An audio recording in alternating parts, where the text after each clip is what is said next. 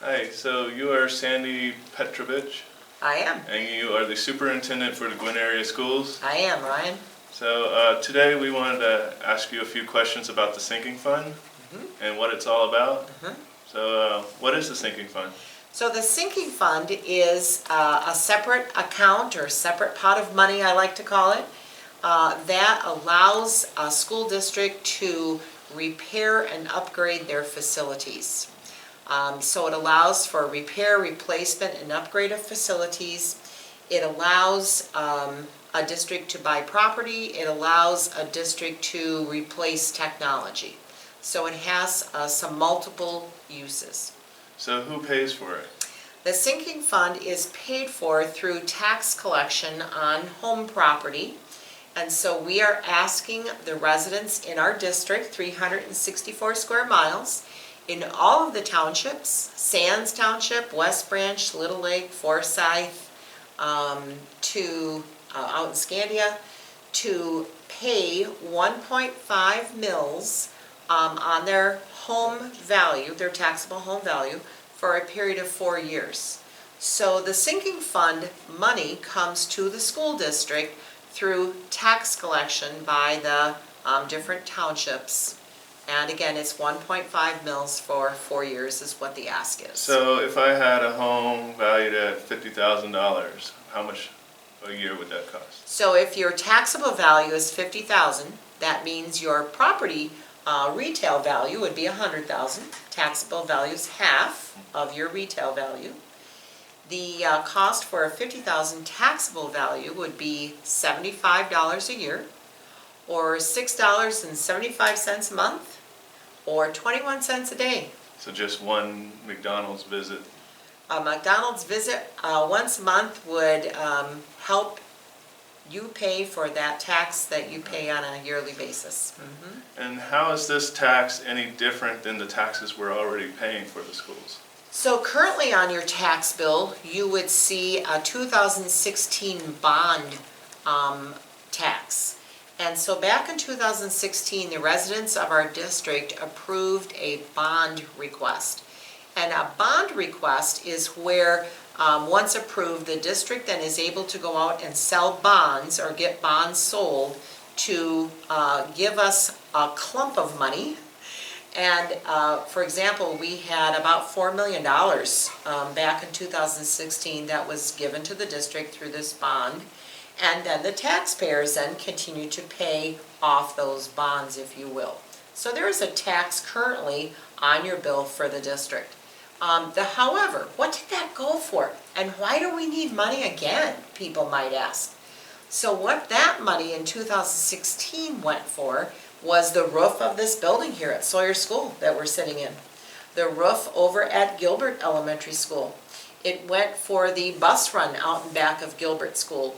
It paid for 6 buses, and those are $90,000 to $100,000 a pop. It paid for new tennis courts for the upgrade of the track, a brand new track.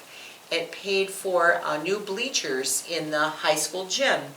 It paid for all of the Chromebooks and the interactive panels that teachers have in their room, and the Chromebooks one-on-one technology for the students.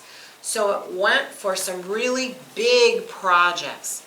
The sinking fund is paid for, again, on an annual basis by the taxpayer, but we don't get the money up front like we did on the bond. A sinking fund, the tax collection once a year, that money is then given to the school district, and then the school district then has X number of dollars for that year to take care of upgrades to the facility, repairs to the facility, and that's what we're asking for is 1.5 mils for 4 years, so that on an annual basis, when tax collection comes, we are given this pot of money specifically to fix our aging buildings. So the community, surrounding community in this school district pays into this sinking fund. That money, stays just in the school district, or does it go throughout the state? It goes directly to our school district. Nowhere else? Correct. Okay. So the sinking fund goes directly to the Gwinn schools, again, through the tax collection process. And in fact, other districts have already done this. Negaunee, Nice, Ishpeming, Superior Central, Marquette, each of those communities have already, the voters have passed the same sinking fund. So their tax collection then, that portion that they've asked for, their millage for this, goes directly to those school districts. So if people say yes, when can we start seeing the benefits of this?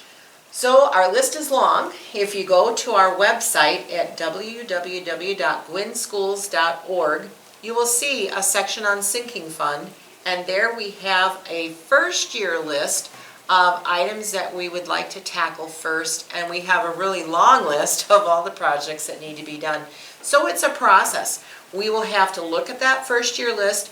We will have to prioritize what projects need to be fixed first, because again, we don't have the money all up front like with the bond. We would have about $436,000 to work with, and again, that first year list are the projects that we'd like to start tackling first. And you know, some of those projects are a process. You know, replacing the flooring in this building, for example. We don't just start ripping up the tiles and putting new flooring down. We have to have the project bid out when it's over a certain amount of money. So we'll have to, you know, receive bids on the project. We'll have to put a request for, you know, bids out there, request for proposals. So the process of the RFP and the bids, and then determining who the work gets awarded to. But I can tell you, next Tuesday is election day. And so when day 11 of March comes, if the voters say yes, we're gonna start working on the what's first list. Parents obviously need a good school for their kids, a safe school for their kids. But what about those of us whose kids are all grown up, or the grandparents or whatever who don't have kids in this area? What are the incentives for us to vote yes? So I would hope that people would consider the value of their property and the value of their home. You know, we're not maybe going to stay in the same home forever, and someday it's going to be up for sale. And so when that property and home is up for sale, I would hope that the value of that property or home is worth more, because we have a stable, solid, secure school district in the area here. So I think that the people who aren't connected directly to the school with grandkids or with kids, maybe retirees in the area, I would hope that people would see that an investment in the school district is an investment in their property value. And the school district also uses the schools for community events and stuff? We do. In fact, we have a walking program. So if you go to our high school in the evening between 5 and 7, you can walk the halls for exercise, and that way you don't have to worry about slipping in the snow or the ice. You can get a walking pass, and so we open the school every winter for that event. We also have you know, Girl Scouts, Boy Scouts that come in and use the elementary buildings. So, you know, those facilities are important to the community at large. And we've walked around and we've taken a lot of pictures of what needs to be fixed, which we'll show at the end of this video. But is there anything off the top of your head that you would like to mention? Specifically, looking at the safety and health of students, I believe is important. And so when we talk about making sure our air handlers are professionally clean, making sure that they're in good repair, is important to the air that we breathe in the buildings. The water fountains need to be replaced. The plumbing needs to be replaced.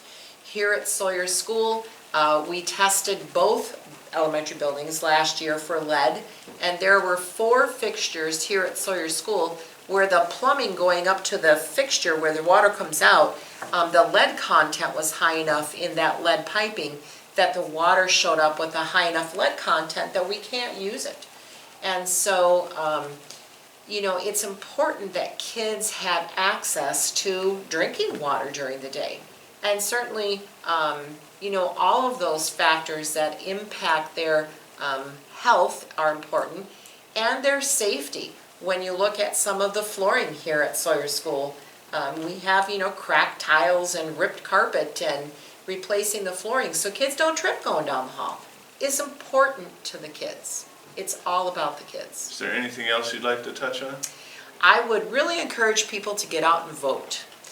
We have March 10th coming up for Election Day. There is absentee balloting available also, and in fact, you can even register to vote up until voting day and including voting day. So just encouraging people to get out and vote March 10th. All right, well, thank you for your time and Thanks, explaining things. I think this will help a lot with people understanding the differences of what we're paying. Thanks, Ryan. And 346-9284 is the office phone. And I like to drink coffee, so give me a call.